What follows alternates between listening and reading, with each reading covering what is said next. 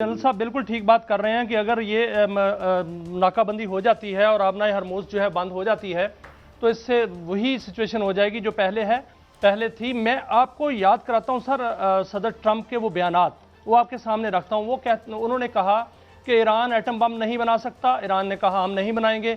उन्होंने कहा कि अब जो ईरान है वो टॉल नहीं ले सकता और ख़ुद कह दिया आपके मैं टाल लूँगा।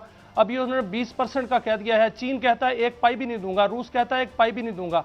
जो ट्रंप है सर, क्या सिर्फ ये टॉल की लड़ाई है या वो मशरक़ वस्ता में रहना चाहता है? हर सूरत वो रहना चाहता है ताकि मशरक़ वस्ता में वो रहे और अनरेस्ट पैदा रहे और जो इजराइल है वो अपने मज़मूम इरादे पूरे करता रहे। यहाँ तक वो कहते हैं कि 50,000 फौजी मेरे यहाँ पर हैं, वो धमकी दे रहे हैं। और साथ साथ खबरें ये भी हैं कि 50,000 और आ रहे हैं 1 लाख फौज के साथ। क्या वो ईरान पर हमला करना चाहते हैं? क्या वो ईरान की जो कहता है कि मैं फूड पर भी कब्जा करूंगा, तेल पर भी कब्जा करूंगा, ईरान के वसाइल पर भी कब्जा करूंगा, क्या वो कर सकते हैं ऐसा? बिस्मिल्लाहिर्रहमानिर्रहीम। बहुत बहुत शुक्रिया मियाँ साहब, कारी साहब, जन साहब, अस्सलाम वालेकुम नाजरीन को भी। देखिए, जन साहब ने एक एंगल दिया है। एक एंगल ये है कि ये जगह टैक्स है, इसको कोई नहीं कबूल करेगा। बुनियादी तौर पे यही बात थी ना कि ईरान फी लेगा तो ईरान का और 60 दिन तक नहीं लेगा, यही बात एमओयू के अंदर भी मौजूद है। तो अब ये 20% किस चक्कर में? पहली बात यह है कि United nation convention on law of the सी 1982 के मुताबिक अमेरिका की कोई जुरिस्डिक्शन और कोई तरीकाकार नहीं बनता। जंग दोबारा इसलिए शुरू हुई कि जो आपने हुर्मुज़ का अगर आप नक्शा देखें तो जब वो ऊपर करके जब अगर वी को उल्टा कर दें तो जो ऊपर वाली जगह है उससे पीछे एक थोड़ा-सा लैंड भी है और लैंड के पीछे एक छोटे सा तंग रास्ता है, जिधर से 2 जहाज़ इन्होंने पहले भी गुज़ारे थे और अभी सुपर टैंकर को इरा इरा जो कतर का था वहाँ से गुज़ारना चाहते थे। नतीजा ये निकला कि वो जब वहाँ पहुँचा तो उसके ऊपर वार्निंग शॉट्स इन्होंने की और प्रोजेक्टाइल से हमला किया ईरान ने और ये कहा कि जी आपने जो तयशुदा रूट्स थे उनको वायलेट किया और आप अल्टरनेट रूट निकाल के ये बताना चाह रहे हैं कि अमेरिका की नीयत ख़राब है। और वो शुरू दिन से नीयत ख़राब थी, क्योंकि देखें जो एटम बम वाली बात है वो तो है ही फ़ज़ूल, क्योंकि 2025 में ओमान में ये बात तय हो गई थी कि 0% एनरिचमेंट के ऊपर आ जाएगा, लेकिन फिर भी हमला 2 दफ़ा किया गया। फिर हुर्मुज़ की अगर बात करें तो वो तो फील्ड मार्शल साहब ने खुलवा लिया था, फिर अमेरिका ने तब भी बदनीयती का। देखिए, असल मसला ये है कि लाख ट्रूप नहीं, ऐसा करें 3 लाख और ले आएँ। पहली बात ये है कि मिनिमम भी अगर उन्होंने ईरान से जंग लड़नी है तो उनको 5 लाख ट्रूप्स चाहिए और 5 लाख ट्रूप्स को ज़ाहिर है गर्मी के मौसम में तो लाने के लिए तैयार नहीं, क्योंकि वो चॉकलेट क्रीम सोल्जर्स होते हैं, वो बेचारे पिघल जाएँगे गर्मी के अंदर। फिर उसके बाद जो उनका हाल है वो एक और भी है मसला कि उनकी जो एरियल टेक्नोलॉजी है फ़ज़ाइया की, वो कॉम्प्रोमाइज़ हो गई है, उनके बड़े-बड़े जहाज़ मारे जा चुके हैं। और फिर एक तीसरा इसमें पहलू ये है कि इससे वो सिर्फ़ अपने रीजन में प्रेज़ेंस शो करना चाहता है, क्योंकि अरब दुनिया उसके हाथ से निकलती जा रही है। उसको ये नज़र आ रहा है कि वो मिडल ईस्ट का बादशाह नहीं रहेगा और मिडल ईस्ट के अंदर जो उसने अपना एक सिपाही खड़ा किया था इज़राइल की शक्ल में हव्वा बना के, उसको अब वहाँ तक महदूद होना पड़ेगा।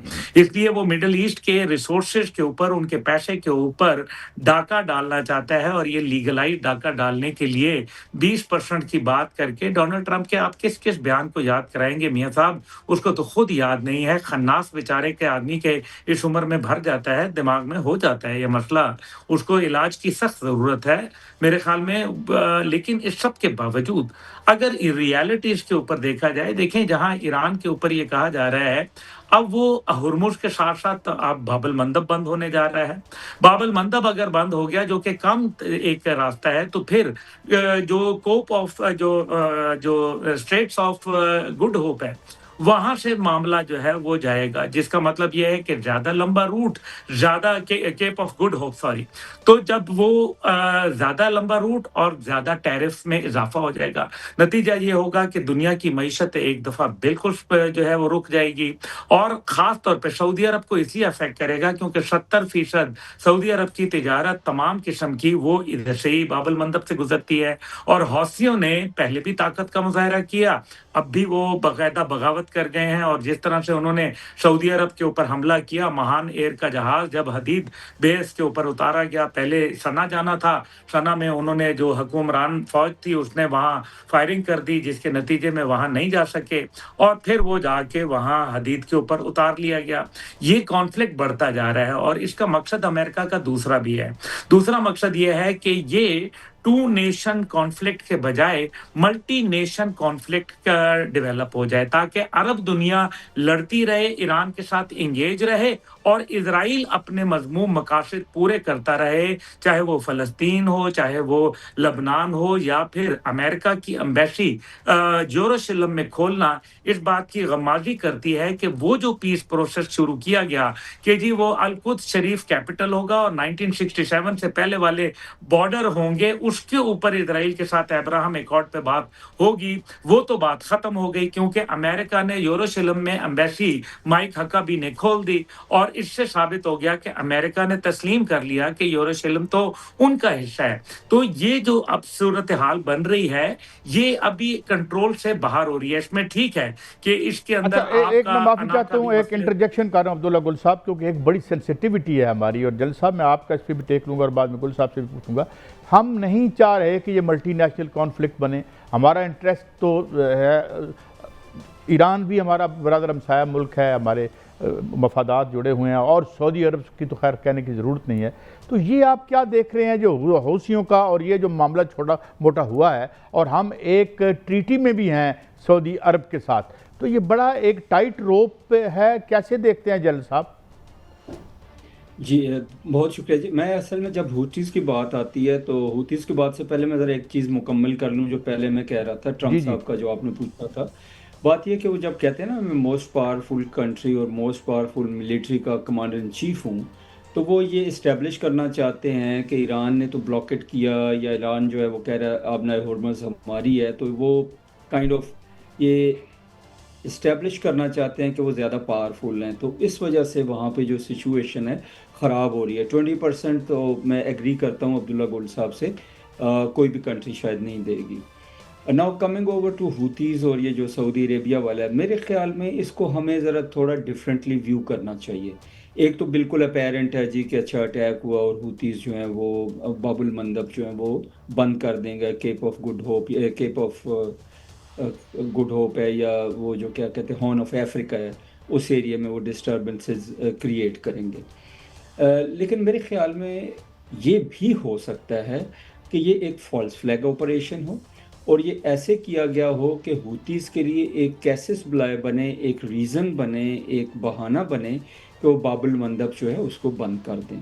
تو KSA میرے خیال میں کبھی بھی ایسا عمل نہیں کرے گا. جتنا میں جانتا ہوں سعودی عربیہ کو اور جتنی میری سمجھ ہے، ایک بڑی کنٹری ہے، ان کے ریسورسز بڑے ہیں، ان کے ایڈوائزرز اچھے ہیں، وہ مختلف ملکوں سے بھی ایڈوائزرز لائے ہوئے ہیں، پاکستان کے ساتھ ان کا رابطہ رہتا ہے. آئی ڈونٹ تھنک سو کہ وہ خطے میں جنگ کو بڑھاوا دینے میں کوئی ایکٹ کریں گے یا ایسا ایکٹ کریں گے کہ ہوتیز جو ہیں ان کے اوپر وہ اٹیک کریں اور یمن کے اندر چیزیں جو ہیں خراب ہو جائیں اور اس کے بعد باب المندب بھی بند ہو جائے. تو یہ نہ ان کو سوٹ کرتا ہے نہ اس خطے کو سوٹ کرتا ہے.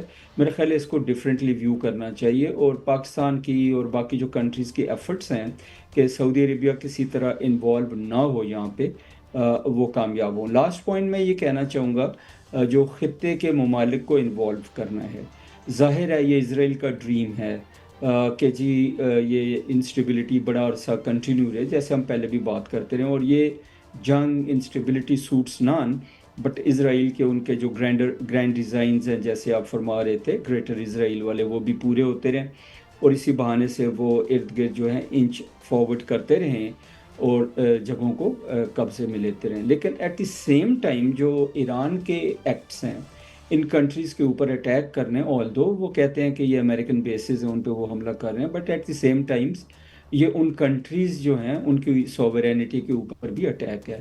تو یہ بھی ایک ایسا ایکٹ ہے کہ جس کی وجہ سے ایک پاسبلٹی بن جائے گی کہ پورا خطہ جو ہے وہ جنگ کی لپیٹ میں آ جائے. تو میرا خیال ہے سب طرف ایک ریشنل طریقے سے چیزوں کو دیکھنے کی ضرورت ہے کہ جو ایران کے ایکٹس ہیں ان کو بھی اور امریکہ کے ایکٹس ہیں ان کو بھی، ورنہ یہ تو اسی طرح نو وار نو پیس کا جو سلسلہ چلتا رہے گا اور آگے جو ہے نقصانات میرے خیال میں جو میں کہنا چاہ رہا تھا پہلے بھی اور ابھی بھی کہتا ہوں کہ ایران کو زیادہ نقصان ہوگا. although it is a resilient nation, وہ برداشت کر سکتے ہیں, وہ کھڑے ہو سکتے ہیں, وہ بہادر قوم ہیں, اکٹھے ہیں, یکجان ہیں, but by and of the day اگر مٹیریلسٹکلی اس کو دیکھیں, نمبرز گیم میں دیکھیں, تو نقصان جو ہے ایران کو بھی کافی زیادہ اس ساری ڈسٹربنس سے ہوگا. اچھا